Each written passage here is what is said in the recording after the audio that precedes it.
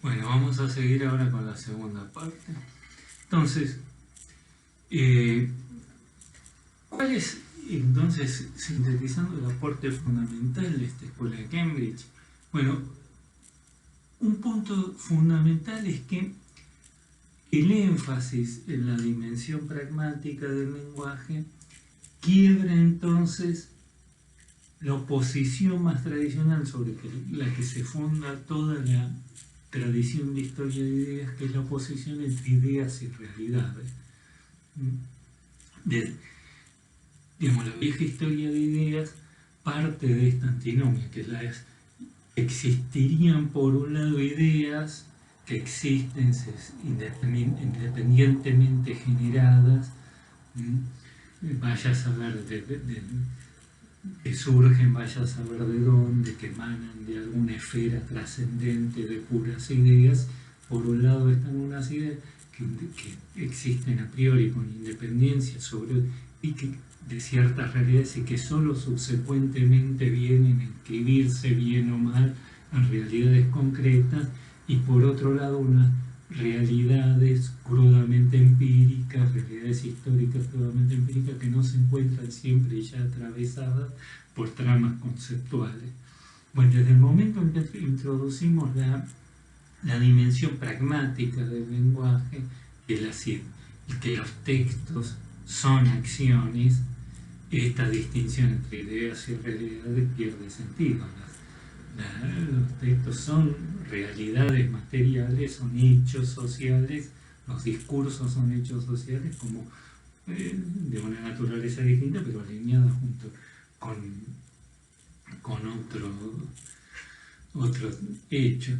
Bueno, la construcción de un texto entonces va a suponer una doble operación. Por un lado, una operación sobre el lenguaje, es decir, un recorte del material simbólico disponible para un determinado autor con el objetivo de investir de sentido de la realidad, y por otro lado, una operación sobre el contexto. Y esta operación sobre el contexto también tiene una doble dimensión. Por un lado es una intervención simbólica, desde el momento en que un texto construye, inviste de sentido su realidad, y por otro lado una intervención material, porque los textos normalmente buscan participar, intervenir, incidir sobre esa realidad a la cual describen, ¿no? Bueno, el punto fundamental es que el contexto acá no existe con independencia del texto. Que el texto, por ejemplo, el texto contiene las claves para su propia interpretación. Uno podría decir, por ejemplo, que uno no puede entender la filosofía de Hobbes desprendido del contexto de la Revolución Inglesa, pero eso todavía no nos dice nada. ¿Por qué? Porque nosotros no sabemos qué significó la Revolución Inglesa para Hobbes, sino a través del propio texto del Leviatán. ¿Cuál era el sentido de esa revolución para Hobbes? Tendremos que verlo en la propia obra, ¿no? Digamos que la obra, bueno, el contexto no existe con independencia del propio texto. Es lo que, bueno, se suele llamar el Umwelt, el entorno subjetivo. Es el texto el que contiene, define su propio cuál es ese contexto relevante para su propia interpretación, ¿no?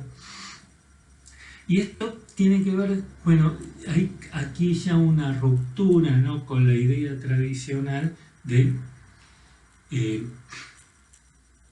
con la idea tradicional del contexto como un contexto externo al texto. El texto, de lo que se trata es descubrir en los propios textos las huellas lingüísticas de sus condiciones de enunciación. Bueno, y es acá donde la escuela de Cambridge pega lo que se llama un giro retórico, opera un giro retórico. El giro lingüístico le va a seguir un giro retórico. La retórica fue la disciplina que durante 2000 años había hecho de los discursos su propio objeto de análisis, que va a estar, bueno, aprisionada, luego va a tender a perderse porque va a quedar aprisionada entre la lógica y la poética, ¿no? Bueno, la retórica tiene un estatuto epistemológico ambiguo, ¿no?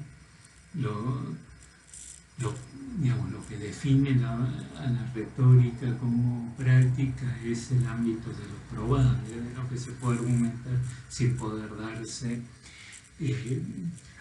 pruebas de tipo objetivo, ¿no? Bueno, pero lo que define a la retórica como práctica es la conciencia de la posicionalidad de los discursos, ¿no? La definición de Aristóteles de retórica es el arte de percibir en cada caso los medios disponibles de persuasión. La persuasión es siempre relativa a un determinado contexto de enunciación, depende del tipo de audiencia, del asunto en cuestión, etc. Si yo les digo a ustedes, esto es así porque Dios lo dijo, no me lo van a creer, pero si lo digo en una asamblea evangelista es una verdad irrefutable, ¿sí? Bueno, de lo que se trata entonces para poder percibir los medios de persuasión, ¿cuál es el contexto pragmático de enunciación específica donde un determinado discurso tuvo lugar, ¿no? Por eso bueno, y esto tiene que ver con reconstruir cuál es el suelo de supuestos compartidos que hacen posible un intercambio comunicativo que resulte efectivo. Esto es lo que, por eso el silogismo retórico es el entimema. El entimema es el silogismo al que le falta la premisa mayor. Por ejemplo, Sócrates es hombre, por lo tanto Sócrates es mortal. Lo que está diciendo es que no todos los hombres son mortales, que todos los hombres son mortales, es lo que está omitido, ¿no? Bueno, normalmente el entimema fue descartado porque se lo consideraba simplemente una carencia, pero esa carencia para los antiguos era fundamental porque justamente apunta a este suelo de supuestos compartidos a partir de los cuales se puede articular un intercambio comunicativo. Ese es lo que Polanyi llama la dimensión tácita. Para entonces entender, ¿no?, un discurso, no basta con analizar lo que se dice, sino más bien aquello que se encuentra siempre implícito, pero justamente como se encuentra implícito, no se encuentra nunca explicitado en el propio discurso. Ese suelo de supuestos es fundamental porque es el que articula un campo de discurso, el que define justamente las condiciones de posibilidad, de condiciones de enunciación de un determinado discurso, ¿no? Bueno, en la tradición retórica, bueno, en el mundo premoderno, las marcas retóricas de los discursos estaban fuertemente codificadas, ¿no? No cualquiera podía decir, en el antiguo régimen podía decir cualquier cosa en cualquier lugar. Cómo se dirigía dependía, bueno, del contexto específico, quién hablaba, digamos, no se dirigía de la misma forma un vasallo a un señor y un señor al vasallo o un señor al rey, ¿no? Había ciertas pautas, ciertos códigos para el uso de los lenguajes que estaban precisamente fijados. Con la modernidad, con la ilustración, desde el momento que cualquiera pueda apelar, invocar, acceder al uso de la palabra pública invocando la verdad impersonal, esos códigos precisos se pierden. Sin embargo, el principio sigue siendo el mismo, que los textos contienen las huellas lingüísticas, las marcas de su contexto de enunciación. Por eso, para analizar ese contexto de enunciación no hay que ir por fuera del texto, sino desarrollar las herramientas que nos permitan descubrir en el propio texto esas huellas lingüísticas de su contexto de enunciación, que es eso lo que nos ofrecería entonces la tradición retórica clásica, ¿no? Bueno, esto es lo que se puede llamar también como un método sintomático, ¿no? Que no importa tanto lo que se dijo, sino qué es lo que llevó a ese autor a decir lo que dijo, qué es lo que está omitido, y solo se puede rastrear en las vetas de los propios textos, ¿no? En aquello que subyace, pero que forma el sustrato a partir del cual ese discurso pudo cobrar forma, y justamente como está siempre implícito, nunca se encuentra explicitado en el propio texto, siempre se encuentra presupuesto, ¿no? Entonces, la idea entonces de texto recuerda, en cierto sentido, de la escuela de Cambria, recuerda a la idea de síntoma en Freud, ¿no? En Freud, bueno, está el caso de cuando un paciente llega vemos que tiene una conducta patológica, por ejemplo, que escupe cuando habla, ¿no? En realidad, bueno, ¿cuál es la conducta patológica? Es algo que cualquiera inmediatamente puede ver. ¿Cuál es el origen último?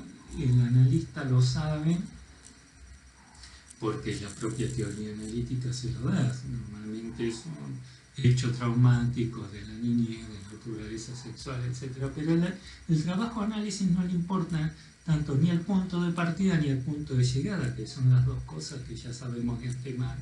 Lo que interesa es lo que yace en el medio, que es el propio trabajo de síntomas, la serie de desplazamientos, condensaciones que llevaron que una determinada situación traumática se traduzca de determinada forma a nivel de la conducta manifiesta, ¿no? Bueno, con el texto pasa lo mismo. Lo que tal o cual autor dijo lo tenemos ahí a la vista, basta con leer, ¿no? Lo que suele hacer la historia es eso, contarnos qué dijo el autor en ese texto, pero eso cualquiera lo puede ver. ¿Cuál era el contexto histórico más general? Eso también lo sabemos de antemano a través de la historia social, política, etc. Lo que le importa a la historia intelectual es justamente lo que yace en el medio, como una situación histórica, la serie terminó dando como resultado un determinado tipo de discurso, ¿no? La serie de operaciones que se pusieron en juego en la elaboración de ese texto, ¿no? Bueno, entonces, como les decía, lo primero se trata entonces de rescatar el carácter histórico de el texto, ¿no? Tratar de, bueno, esto que podríamos llamar el método indicial, buscar en cada texto las huellas lingüísticas de sus condiciones de enunciación. ¿Qué es eso lo que historiza cada tipo de discurso? Porque las ideas o los modelos de pensamiento son históricos. Uno puede encontrar gente más tolerante o menos tolerante hasta en la Biblia. Lo que historiza cada tipo particular de discurso es el modo específico, la serie de supuestos de tipo epocales que le subyacen a cada tipo de discursividad. Bueno, Foucault da un ejemplo, ¿no? Que dice,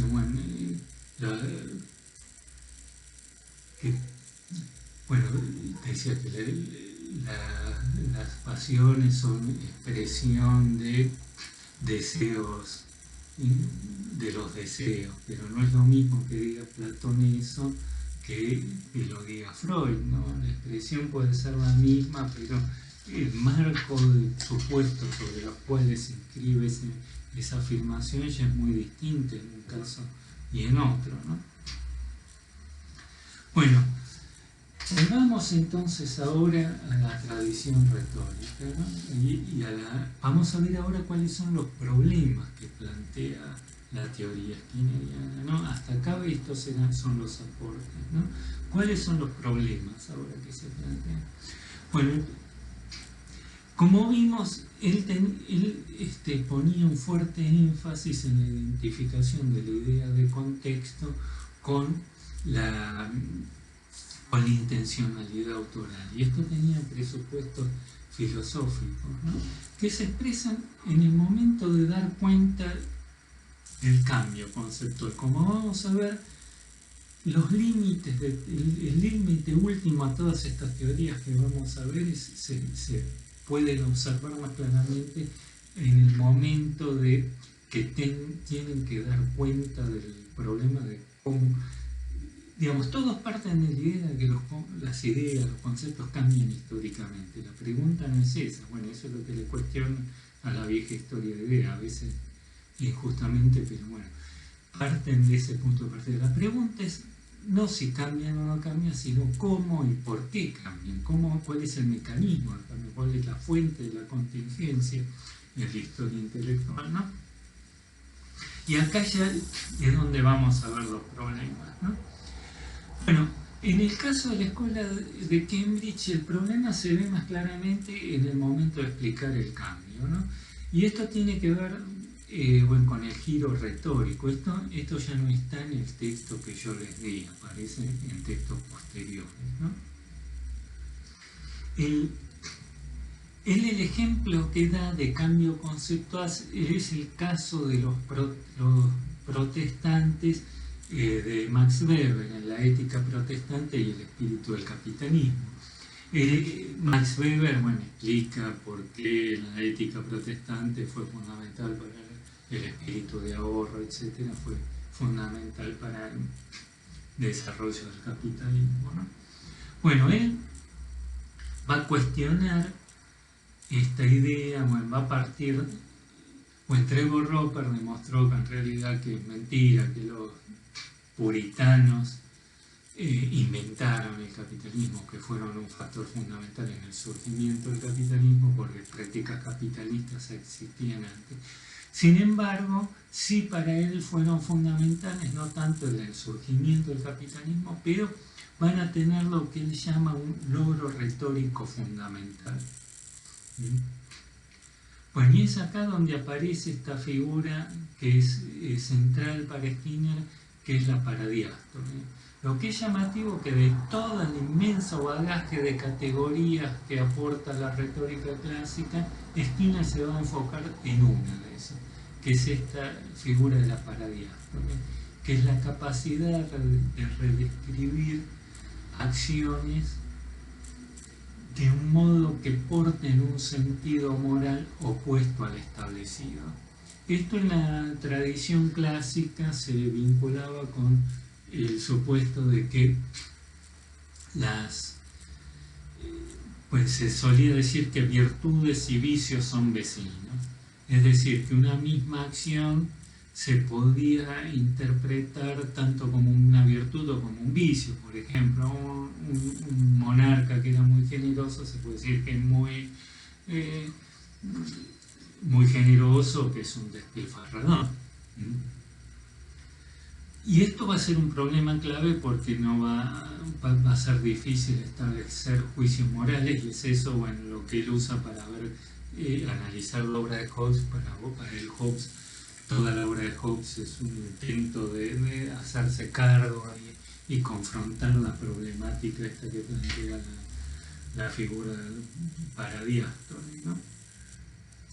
Bueno, ahora, para él el logro retórico entonces de los puritanos es haber redescrito prácticas que hasta entonces estaban condenadas por el imaginario cristiano dominante en ese entonces, redescribirlo de modo que porten un sentido moral contrario al establecido, es decir, aquello que estaba condenado como muestra de avaricia, de egoísmo, etc., va a ser redescrito por los puritanos como una prueba de frugalidad cristiana.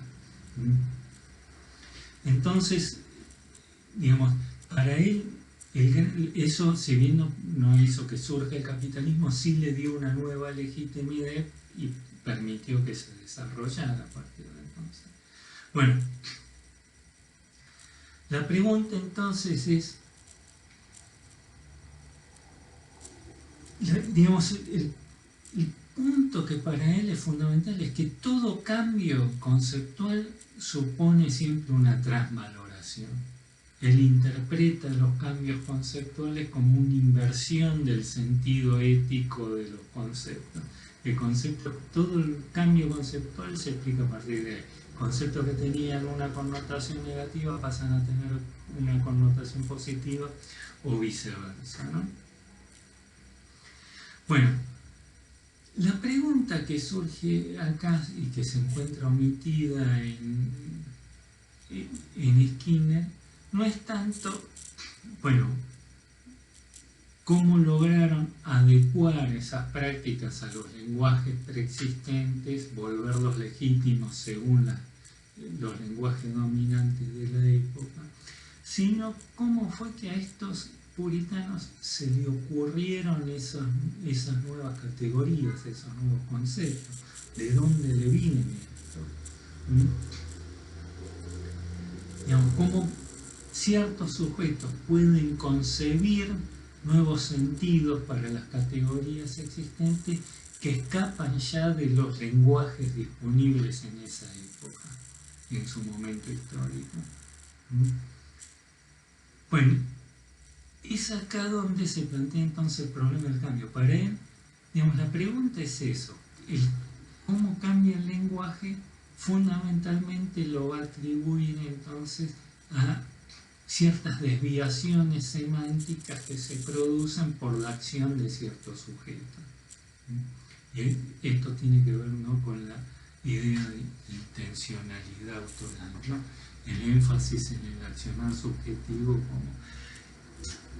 Bueno, el punto fundamental es que esto no termina de explicar todavía cómo a estos sujetos, de dónde le vino estos nuevos sentidos.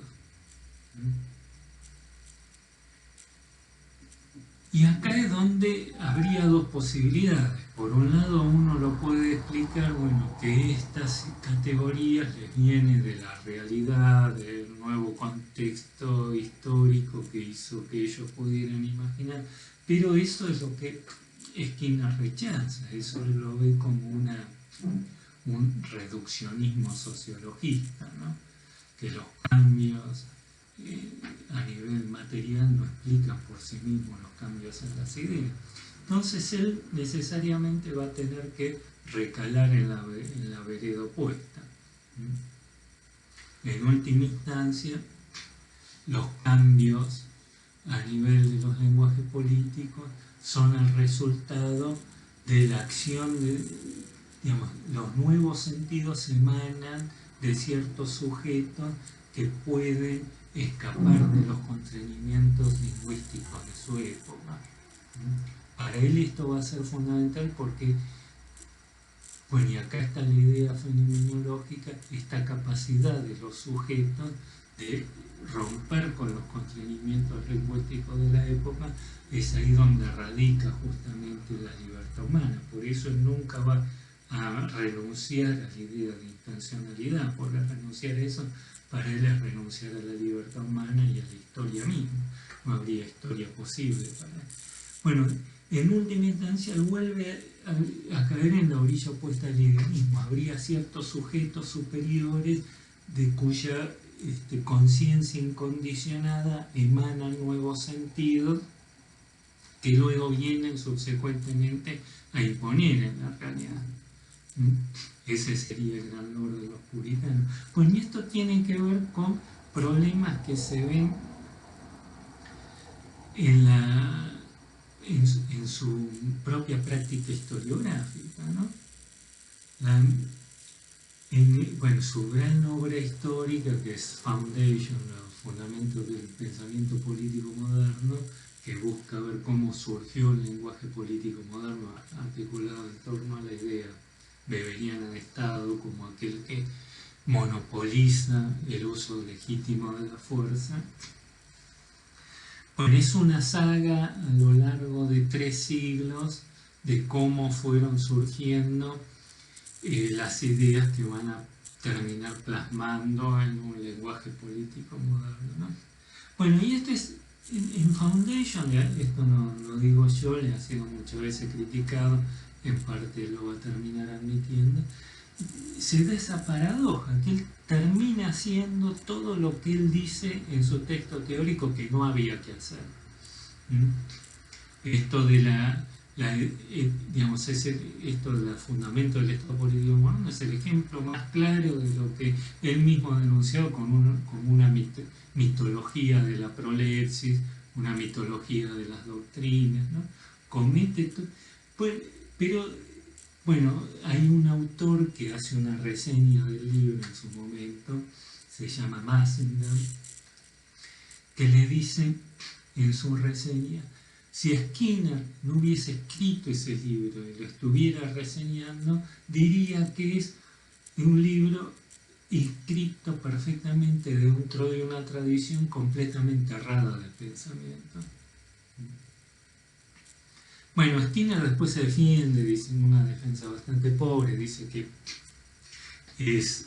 lo tuvo que hacer por una simple cuestión de que el medio académico en Cambridge, cuando él escribe ese libro, era muy conservador, entonces trató de escribir un libro muy conservador para poder conseguir un cargo ahí en Cambridge. Pero en realidad, pues no hay, a diferencia de lo que decía Massendam, y ha sido frecuentemente criticado, en realidad no hay tal antinomia entre su obra histórica y su teoría, sino que más bien esta recaída en los marcos tradicionales de la historia de ideas tienen que ver con problemas ya en su propia teoría, sobre todo. Bueno, fundamentalmente él sigue entendiendo la historia intelectual como una historia de ideas, una acumulación de ideas que termina, digamos, un lenguaje no es nada más que una suma de ideas que se van acumulando hasta finalmente dar lugar. De hecho, que el capitalismo es bueno o es malo sigue siendo una idea, eso de por sí no es un lenguaje, y eso, digamos, toda idea nueva presupone un lenguaje dentro del cual se inscribe. Es esa la pregunta omitida en Skinner. De lo que se trata entonces de investigar de dónde, cómo surgió ese nuevo lenguaje dentro del cual esas nuevas ideas pudieron ser concebidas. ¿Cómo cambian las ideas? Es algo muy sencillo de rastrear. Si yo digo una cosa hoy, mañana digo otra, cambié mis ideas. Ahora, cómo cambian los lenguajes políticos es algo infinitamente más complejo de explicar. Analizar cómo cambian las condiciones de articulación de las ideas, cómo cambian los lenguajes políticos subyacentes, plantea una problemática fundamental, que es cómo nuevos sentidos se pudieron operar en el interior de los lenguajes preexistentes a partir de torsiones operadas en el marco de esos viejos lenguajes cuya lógica de articulación presupone y al mismo tiempo tienden a dislocar, cómo un enunciado se puede rebelar contra sus propias condiciones de producción. Y bueno, apelar, siempre digamos, todas estas teorías van a tener que apelar a una figura trascendente. Algo que venga desde afuera de la historia intelectual e introducir novedades en los lenguajes. En este caso aparece la figura del autor, del gran autor. En Foundation lo que hace es una saga de estos grandes autores. En el fondo una historia, bueno, en inglés es whig, típicamente liberal, son estos grandes autores que imaginan desde su propia conciencia nuevas realidades, individuos. La historia intelectual es el resultado de la acción de individuos superiores. El problema es justamente que llegado a este punto es donde se disuelve todo el contextualismo de Skinner, porque justamente el punto fundamental, que es cómo surgen y cómo se transforman los lenguajes, es ahí donde ya el contexto no tiene nada que decir, ¿no? y tiene el contexto lingüístico, no nos dice, porque para él el contexto lingüístico es siempre conservador. Entonces hay que apelar a alguna otra figura trascendente. En este caso son estos individuos superiores, los grandes autores. Para él el autor justamente distingue el autor del reproductor de ideología.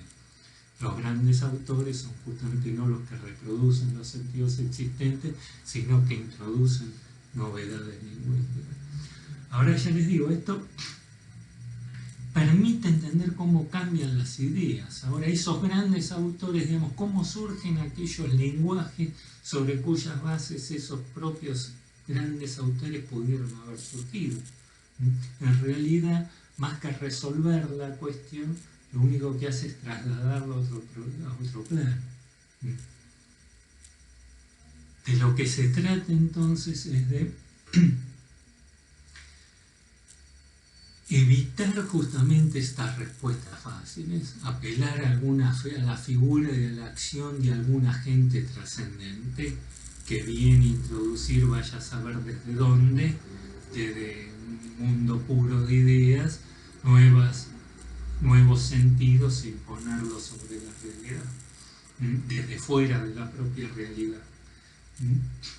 Bueno, ese es el gran desafío y vemos acá el gran problema que lleva a estas ideas, a pesar de todos los grandes aportes que hace, termina en su propia obra recayendo en los marcos tradicionales de la historia de ideas.